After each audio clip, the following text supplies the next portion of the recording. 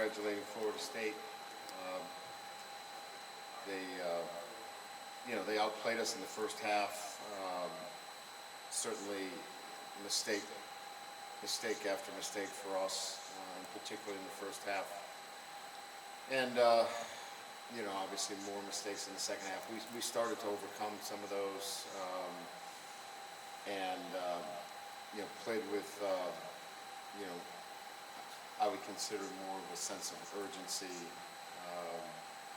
With the last 12 minutes, but our margin for error was so small that we couldn't make any more mistakes. I was proud of our resolve. We battled, but we just have to learn how to play the game the right way, and that is for 4 quarters. We didn't play with the kind of sense of urgency that I want for 4 quarters, and that was evident in our play. We didn't tackle very well. We couldn't get off the field on third down. We didn't execute very well offensively. We had 2 turnovers in our punt return game, which we thought would be an asset for us, and then we had a blocked field goal and a blocked extra point. Anytime you have those kinds of situations, you're setting yourself up for a long night. And despite all of those things, I stand here in front of you with an opportunity to bring the game into an overtime situation. So what we did well is we battled. Proud of the way we battled. What obviously we need to do better is play with a sense of urgency for 4 quarters, which we did not. What we learned is we've got to coach better. I mean, we've got to have our kids coached in a manner where they're ready, and I'm accountable for that. And we have to have them tackling better, executing better in all phases. So with that, I'll open up to questions.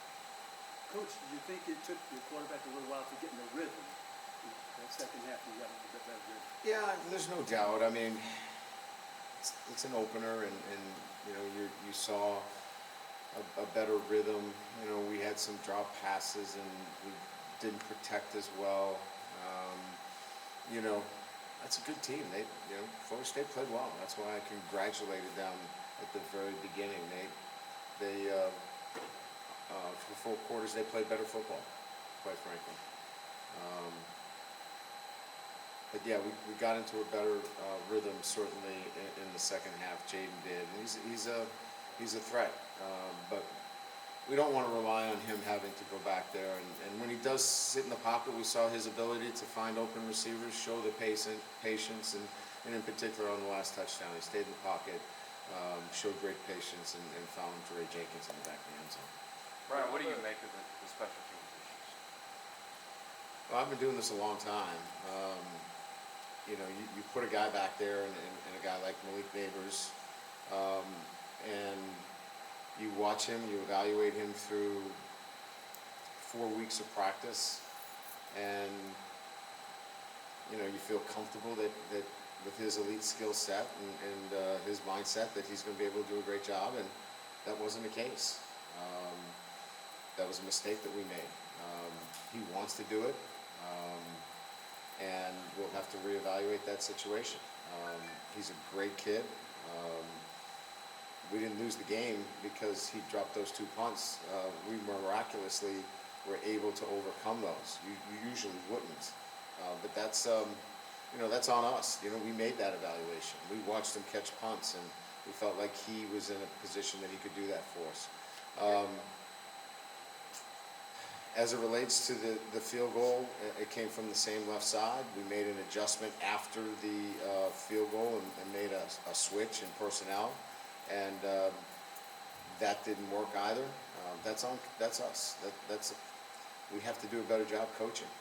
When you talk about these mistakes, is that something you saw through camp and maybe expected to some extent, or was it a surprise? I guess if so, why?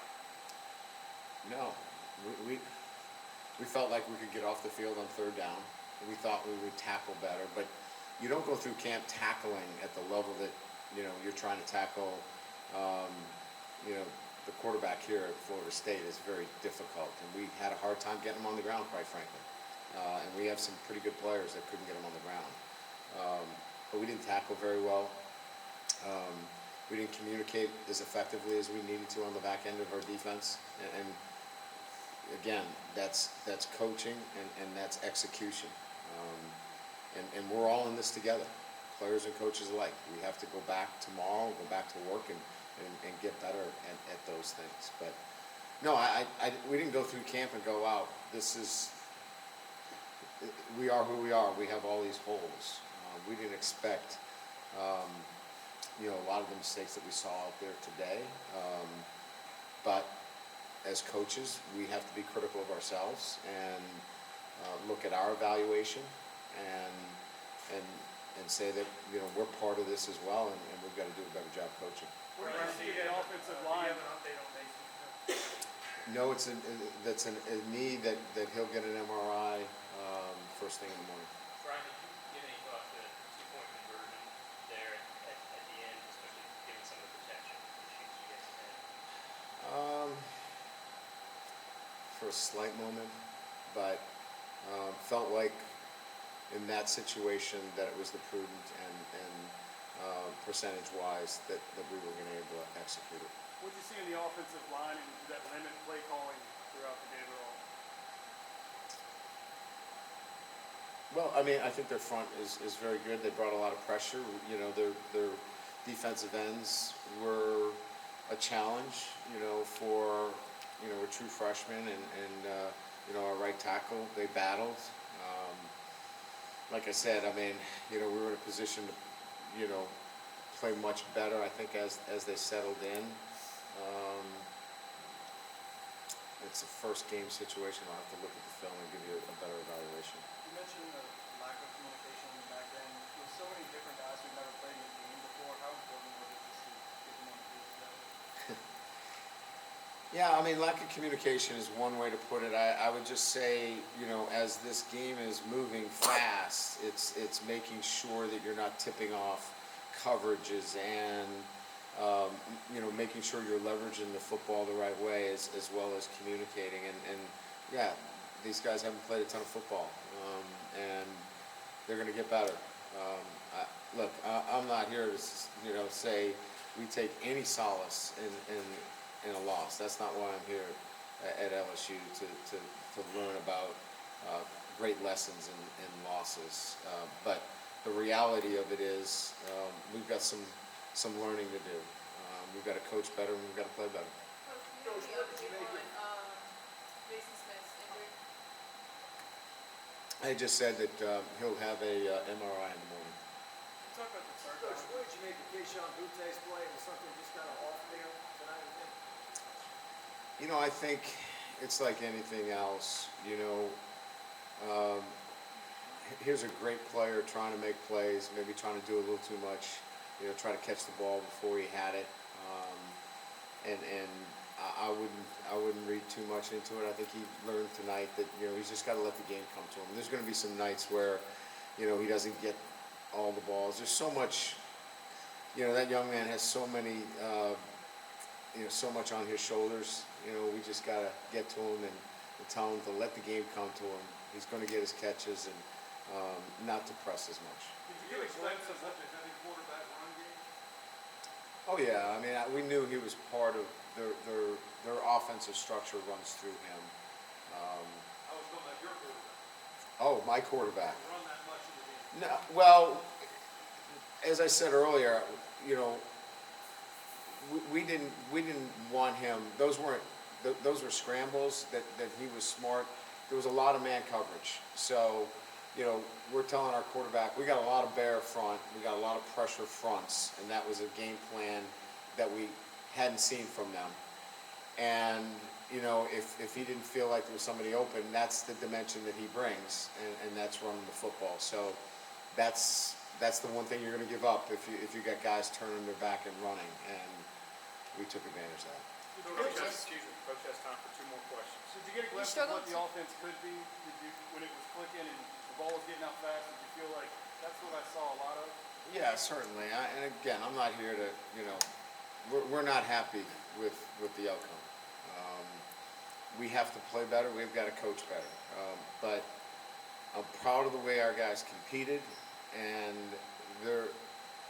there's going to be good days for this football team.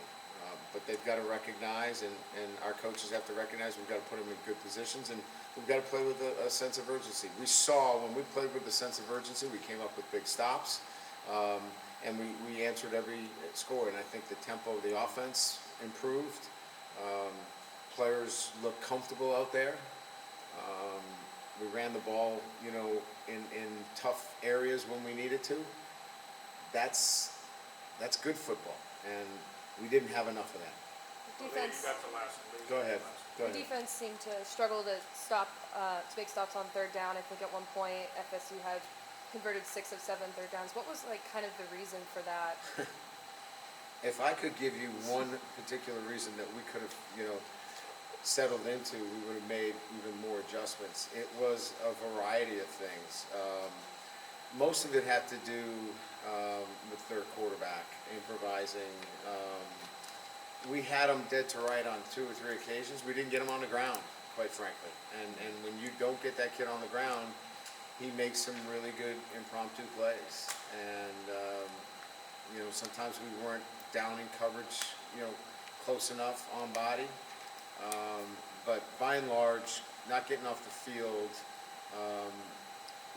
was a major factor in tonight's game, no doubt. Thank you, Coach.